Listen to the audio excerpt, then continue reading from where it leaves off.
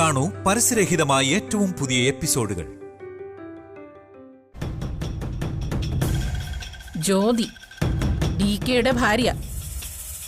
നിന്റെ അനിയത്തിക്ക് വേണ്ടിയാണ് CI അവിനാശിനെ DK സ്റ്റേഷനിൽ കയറി കൈയും കാലും തല്ലി ഒടിച്ചത്. പിന്നെ ഇപ്പൊ കൊന്നുകളഞ്ഞതും. എന്റെ ഏട്ടൻ ആരെയും കൊന്നിട്ടില്ല. അത് നീയാണോടി തീരുമാനിക്കുന്നത്? ഇയാളല്ലെങ്കിൽ പിന്നെ നീയാണോ കൊന്നത്? ഞാൻ ആരെയും കൊന്നിട്ടില്ല. ഓഹോ, ഞാൻ കൊന്നിട്ടില്ല എന്ന് പറഞ്ഞാൽ മറ്റാരെങ്കിലും കൊന്നതാവാം. അതുമല്ലെങ്കിൽ മറ്റാരെ കൊണ്ടെങ്കിലും കൊല്ലിച്ചതുമാവാം.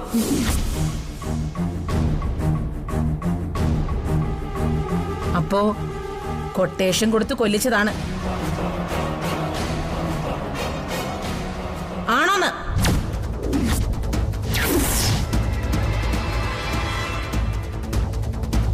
മാഡം, ഞങ്ങൾ ആരെയും കൊന്നിട്ടില്ല, കൊല്ലിച്ചിട്ടുമില്ല. കൊല്ലാനാണെങ്കിൽ എന്നേ ഞാൻ അവനെ കൊന്നേനെ. എന്നിട്ട് പിന്നെന്താ വിട്ടുകളഞ്ഞത്? അത്രയ്ക്ക് വിശാല മനസ്കനാണോ നിങ്ങള്? അതോ കൊല്ലാൻ തുടങ്ങിയപ്പോ കൈവിറച്ചോ? നിങ്ങൾ കമ്മീഷണറുടെ അടുത്ത ആളാന്നൊക്കെ എനിക്കറിയാം. പക്ഷേ അതൊന്നും ഇങ്ങോട്ട് വേണ്ട. ഒരു ദയ ഇവിടുന്ന് കിട്ടില്ല. അങ്ങനെ ആരുടെയെങ്കിലും ദയദാക്ഷിണ്യം ഇതുവരെ പ്രതീക്ഷിച്ചിട്ടില്ല. അതിനുവേണ്ടി കാത്തു നിന്നിട്ടുമില്ല. ഒന്നിനെയും ഭയക്കാത്ത ഒറ്റക്കൊമ്പനാണ് നിങ്ങളെന്ന് എനിക്കറിയാം. CI റാങ്കിലുള്ള ഒരു പോലീസ് ഉദ്യോഗസ്ഥനെ സ്റ്റേഷനിൽ കയറി കൈയും കാലും തല്ലിയൊടിച്ച് നിങ്ങൾ തന്നെ എടുത്ത് ആശുപത്രിയിലാക്കി. എന്നിട്ടും ഒരു പോലീസുകാരനും സാക്ഷി പറഞ്ഞില്ല. അത്രയ്ക്കുണ്ട് പോലീസിൽ നിങ്ങൾക്കുള്ള സ്വാധീനം. പറയണം DK, CI അവിനാശിനെ നിങ്ങൾ എങ്ങനെയാ കൊന്നത്? അതിനുള്ള കൊട്ടേഷൻ നിങ്ങൾ ആർക്കാ കൊടുത്തത്? നിങ്ങൾക്ക് തെറ്റി മാഡം. ഞാൻ ആർക്കും ഒരു കൊട്ടേഷൻ കൊടുത്തിട്ടില്ല. ഓവർ കോൺഫിഡൻസ് വേണ്ട DK. പോലീസിന്റെ പണി ഞങ്ങൾ എടുത്തോളാം. കൊട്ടേഷനാണോ അതോ നിങ്ങൾ നേരിട്ട് ചെയ്തതാണോന്നൊക്കെ ഞങ്ങൾ കണ്ടുപിടിച്ചോളാം. തൽക്കാലം ഞാൻ ചോദിക്കുന്ന ചോദ്യങ്ങൾക്ക് മാത്രം ഉത്തരം പറഞ്ഞാ മതി. മനസ്സിലായോ?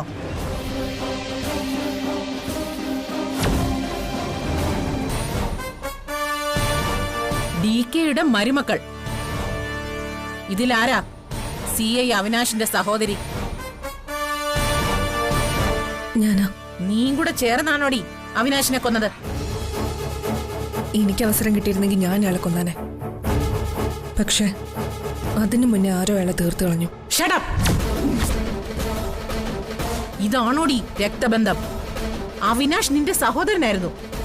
ആയിരുന്നു. പക്ഷെ എന്റെ ഭർത്താവിനെയും അദ്ദേഹത്തിന്റെ കുടുംബത്തെയും അയാളെ ദ്രോഹിച്ചിട്ടേ ഉള്ളൂ. ആട്ടെ, നീ പറ, അയാൾ എന്തു ദ്രോഹോ നിന്നോടും DKയോടും ചെയ്തത്?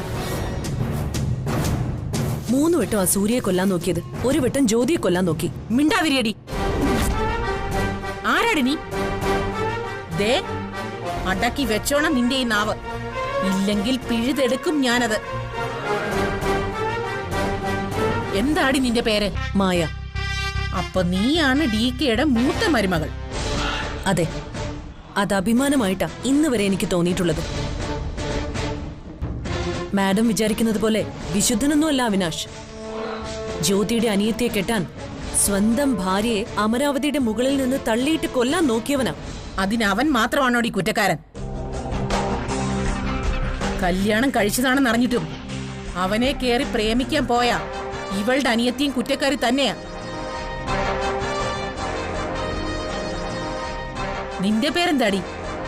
താര. ഇതിൽ നിന്റെ പങ്കെന്താ? നീയും കൂടെ ചേർന്നാണോ അവിനാശിനെ കൊല്ലാനുള്ള പ്ലാൻ തയ്യാറാക്കിയത്? അയ്യോ, ഞാനോ? ഇല്ല മാഡം, ഇവരോട് ഇങ്ങനെയൊന്നും ചോദിച്ചാൽ പറ്റില്ല. ഒറ്റയ്ക്കൊറ്റയ്ക്ക് ചോദ്യം ചെയ്യണം. DK, എനിക്ക് നിങ്ങൾ ആരെയും മനഃപൂർവ്വം ഈ കേസിൽ കുരുക്കണമെന്നില്ല. ഒരു കാര്യം ഉറപ്പാണ്, നിങ്ങളിൽ ഒരാളാണ് കുറ്റവാളി. CI അവിനാശ് നിങ്ങളുടെ ഭാര്യയുടെ അനിയത്തിയെ പ്രേമിച്ചു എന്നത് നേരാണ്. പക്ഷെ അയാൾ ഒരിക്കലും ഉപദ്രവിച്ചിട്ടില്ല. എന്താ, സത്യമല്ലേ?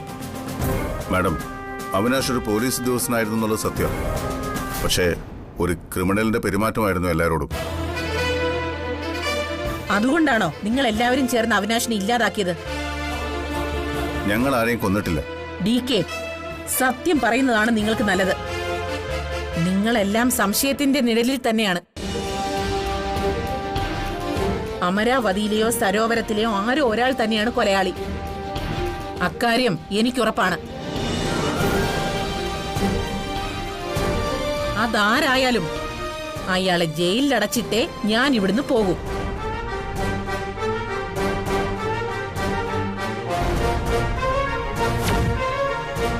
മാഡം എത്ര ശ്രമിച്ചാലും എന്റെ കുടുംബത്തിലുള്ള ഒരാളെ പോലും ഇതിന്റെ പേരിൽ വേട്ടയാടാൻ ഞാൻ അനുവദിക്കില്ല. അവരെ സംരക്ഷിക്കേണ്ടത് എന്റെ ഉത്തരവാദിത്വം. അത് ഞാൻ ചെയ്തിരിക്കും. അതേ ഉത്തരവാദിത്വം എനിക്ക് എന്റെ ഡിപ്പാർട്ട്മെന്റിനോടുണ്ട് DK. അത് തെളിയിക്കാൻ ഞാൻ ഏതറ്റം വരെയും പോവും.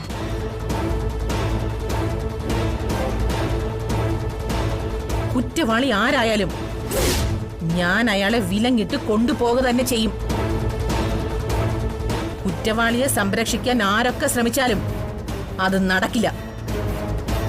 ഈ പറയുന്നത് അന്നയാണ്, അന്ന മേരി ജോൺ IPS.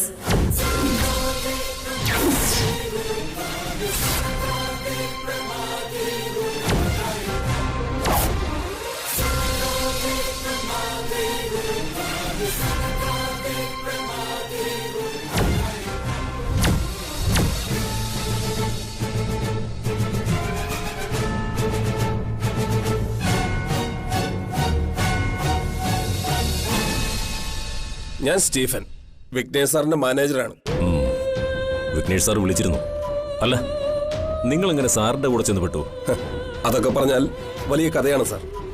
എന്തായാലും കഴിഞ്ഞ 10 വർഷമായി ഞാൻ സാറിന്റെ കൂടെയാണ്. ഞാൻ എന്താ നിങ്ങൾക്ക് ചെയ്തു തരേണ്ടത്? DKക്കെതിരെ ഏത് ചെകുത്താനുമായിട്ടും ഞാൻ കൂട്ടുകൂടും. നിങ്ങൾ തമ്മിലുള്ള വൈരാഗ്യത്തിന്റെ കഥയൊക്കെ ഞങ്ങൾക്കറിയാം. നിങ്ങൾ തമ്മിലുള്ള പഴയ പാർട്ണർഷിപ്പും ഭാര്യയുടെ മരണവും എല്ലാം.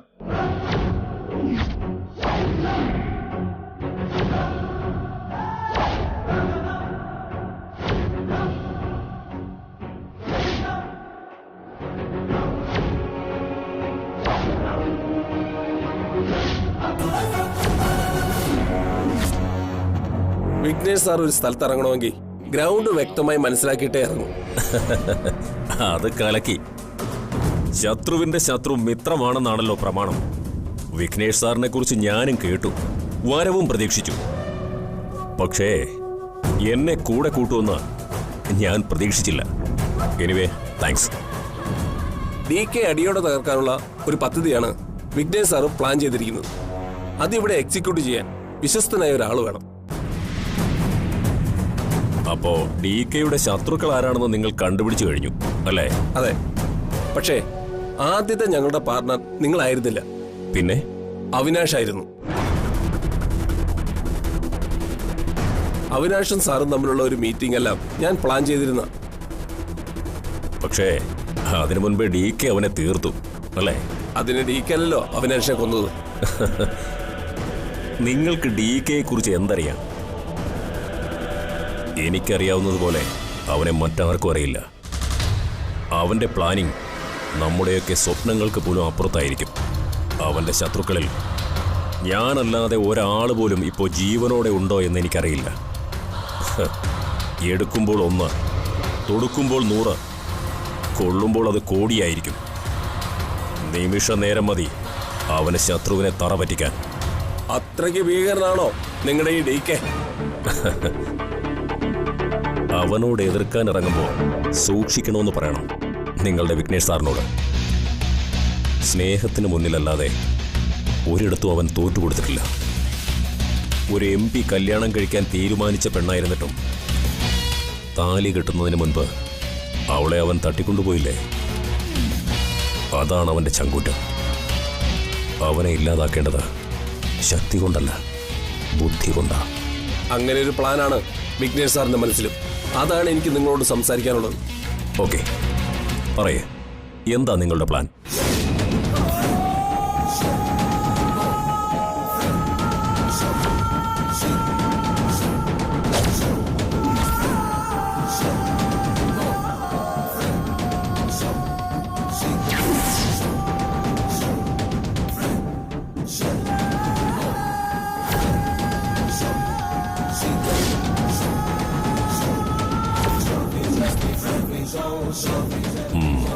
ഇത് തകർക്കും. ഇതിലവൻ വീഴും. അമരാവതിയുടെ അടിവേരിളകും. ഈ പ്ലാൻ നടപ്പാക്കാൻ ഞാൻ മുന്നിൽ തന്നെ ഉണ്ടാവും. അപ്പോ തുടങ്ങാൻ കളി. Operation DK.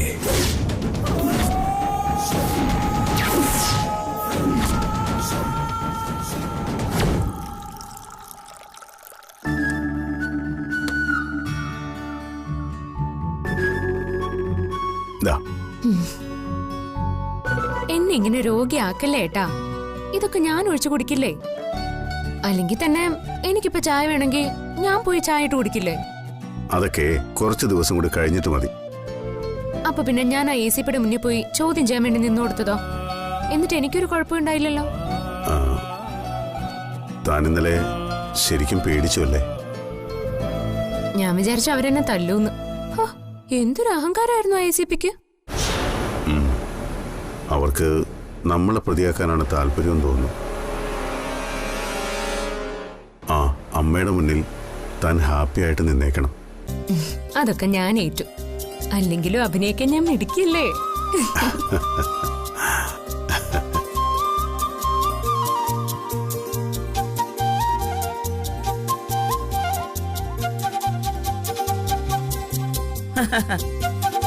Hello my dear son and ബേട്ടീസ്. എന്താ ഇത്ര ലാഫിംഗ്? Tell me. ഞാനും കൂടെ ഒന്ന് ഹാപ്പി ആവട്ടെ. ആ ACPയുടെ മുന്നിൽ നിന്നപ്പോഴേ ഏട്ടൻ പേടിച്ചു പോയെന്ന് പറയായിരുന്നു.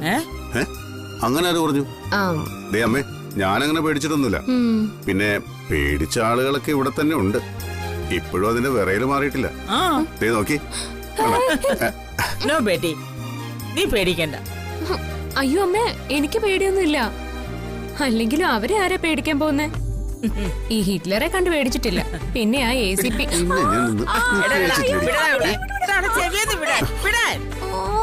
പെണ്ണുങ്ങളെ ദ്രോഹിക്കുന്നു. എനിക്ക് ചോദിക്കാനും പറയാനൊക്കെ ആളുണ്ട് കേട്ടോ. അല്ലേ അടി വെച്ച് തരണ്ടേ? നീയല്ലേ അവനെ കളിയാക്കിയത്? ഞാനോ? ഏട്ടനെ കളിയാക്കിയതമ്മേ? നീയാണ് ഈ ബേക്കറിക്കാരി.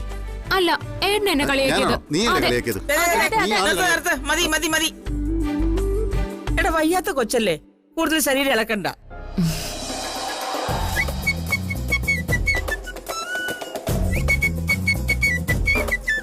അല്ല, ആ ഡോക്ടറെ പോയി കാണുന്ന കാര്യം എന്തായി? അമ്മ ഇതെങ്ങനെ അറിഞ്ഞു? ഇവള് പറഞ്ഞു.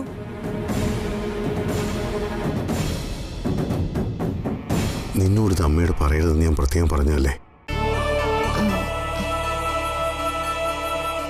അത് പിന്നെ അമ്മ ചോദിച്ചാ ഞാൻ എങ്ങനെ കള്ളം പറയുന്നത്? ഞാനത് പറഞ്ഞുപോയി.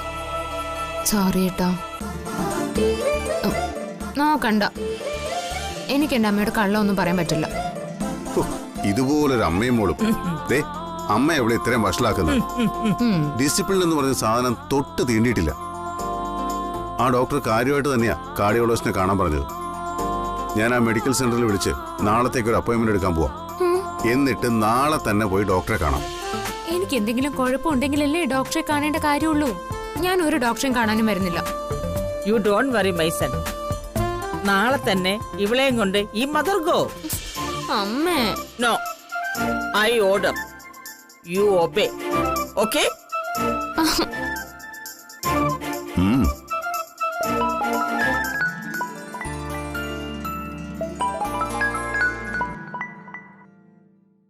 ഹലോ,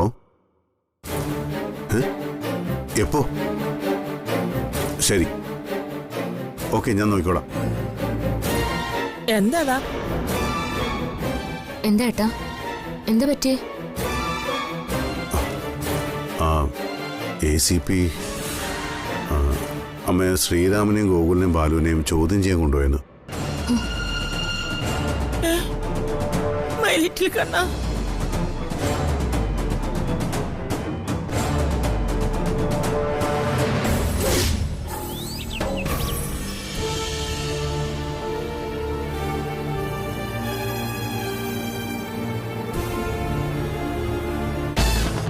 DKയുടെ സൈന്യം, DK വളർത്തി വലുതാക്കിയ മക്കൾ, ബാലു, കൊല്ലപ്പെട്ട CI അവിനാഷിന്റെ സഹോദരിയുടെ ഭർത്താവ് അല്ലേ? അതെ. നീയും കൂടെ ചേർന്നാണോ അവിനാഷിനെ ഇല്ലാതാക്കിയത്? ഞങ്ങൾ ആരും അയാളെ ഒന്നും ചെയ്തിട്ടില്ല മാഡം. കല്യാണം നടക്കുന്നിടത്തേക്ക് അവൻ വന്നിരുന്നെങ്കിൽ ഞങ്ങൾ അയാളെ തടഞ്ഞേനെ. പക്ഷേ അയാൾ വന്നില്ല. കല്യാണം കഴിഞ്ഞ് ഞങ്ങൾ അപ്പൊ തന്നെ പോരുകയും ചെയ്തു. അവിനാശ് മരിച്ച കാര്യം പിന്നീടാണ് ഞങ്ങൾ അറിഞ്ഞത്. കൊള്ളാം, ഒന്നും അറിയാത്ത പാവങ്ങൾ. ദേ, അഭിനയം എന്റെ മുന്നിൽ വേണ്ട. മര്യാദയ്ക്ക് സത്യം പറഞ്ഞാൽ നിങ്ങൾക്ക് ഇവിടുന്ന് പോകാം. ഇല്ലെങ്കിൽ ഇവിടുന്ന് നേരെ ജയിലിലേക്ക് പോകാം. ഏത് വേണമെന്ന് നിങ്ങൾക്ക് തീരുമാനിക്കാം. നിങ്ങളിൽ ഒരാൾക്ക് ആ കൊലപാതകവുമായി ബന്ധമുണ്ടെന്ന് ഞങ്ങൾക്ക് മനസ്സിലായിട്ടുണ്ട്. അങ്ങനെയാണെങ്കിൽ ഞങ്ങൾ 3 പേരെ അറസ്റ്റ് ചെയ്യേണ്ടി വരും. എന്ത് കാര്യമായാലും അത് ഞങ്ങൾ 3 പേരെ ഒന്നിച്ച് ആലോചിച്ച് മാത്രമേ ചെയ്യാറുള്ളൂ. ഇതും അങ്ങനെ തന്നെയാണ് മാഡം. യുവമാരുടെ അഹങ്കാരം കണ്ടില്ലേ മാഡം? അഹങ്കാരം അല്ല മാഡം, ഞങ്ങൾ പറഞ്ഞത് സത്യമാണ്. DK പറഞ്ഞു പഠിപ്പിച്ചു വിട്ടിരിക്കുകയാണല്ലേ?